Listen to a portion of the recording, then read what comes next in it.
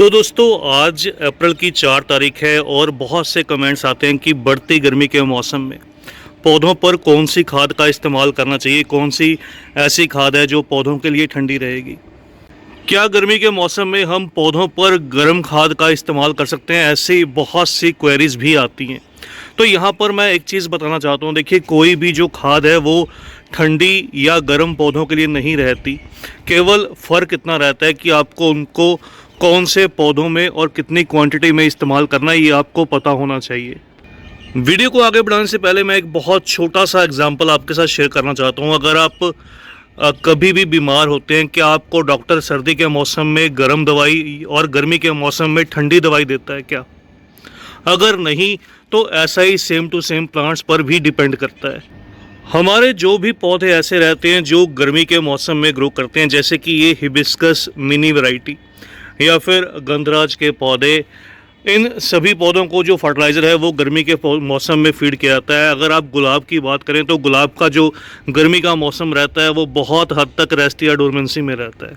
हालांकि ये पौधे इस समय पर ग्रोथ तो करते हैं, लेकिन इनमें जो ग्रोथ है वो ना के बराबर रहती है। इसलिए ज़्यादा गर्मी के मौसम में इनको कोई बहुत ज़्यादा फर्टिलाइज़र की रिक्वायरमेंट भी नहीं रहती।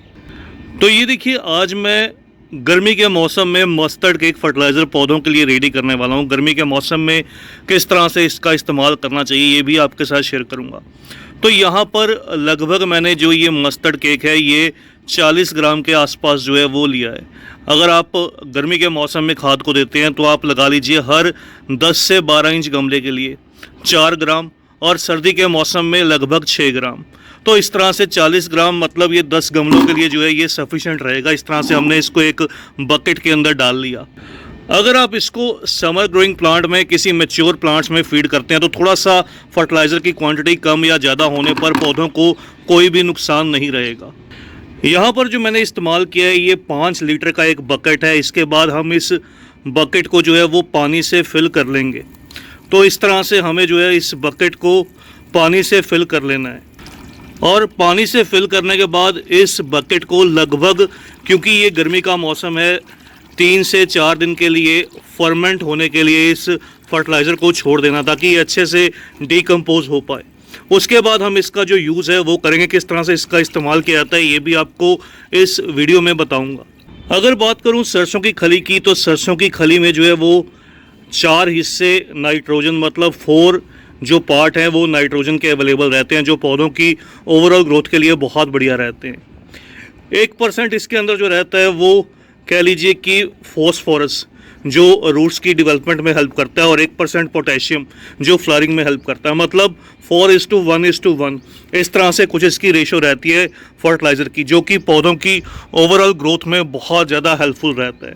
तो इस तरह से जब आपको फर्टिलाइज़र रेडी करना है, उसको डिकम्पोज होने से पहले इस तरह से मिक्स करके हिलाकर छोड़ दीजिए, ताकि ये जल्दी से फर्मेंट हो पाए। उसके बाद इसका किस तरह से प्रयोग करना है ये आपको मैं बताऊँगा।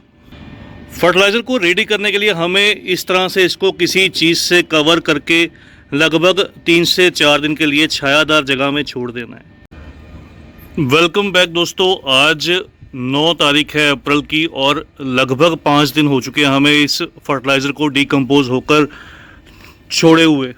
तो इस तरह से देखिए इसका रिज़ल्ट इस तरह से निकल कर आया। ये देखिए हमारा जो फर्टिलाइज़र है वो लगभग अब रेडी है बिल्कुल पौधों में देने के लिए।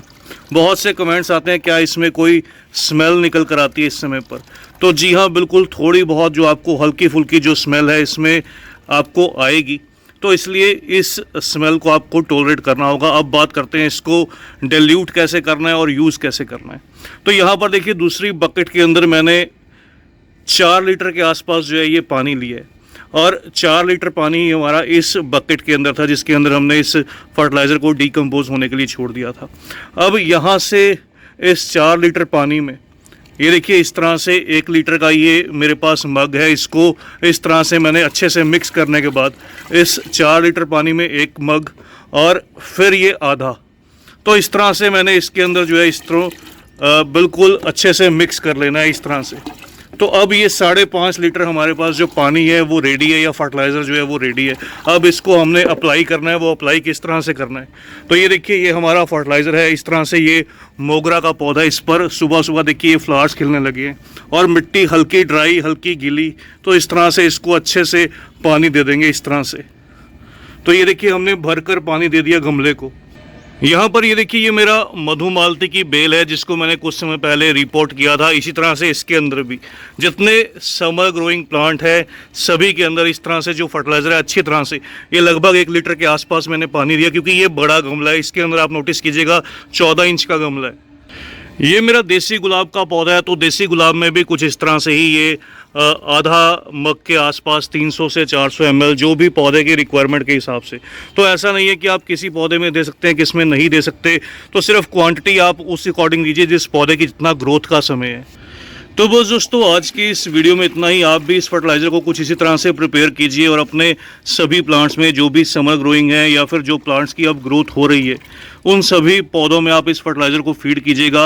अगर बात करूं इसको स्टोर करने की, तो आप इसको ईजिली जो है वो 15 से 20 दिन तक जो है वो स्टोर कर सकते हैं। उसके बाद इसको आप यूज़ करके छोड़ दीजिए, और फिर दोबारा से नया फर्टिलाइज़र जो है वो प्रिपेयर कीजिए।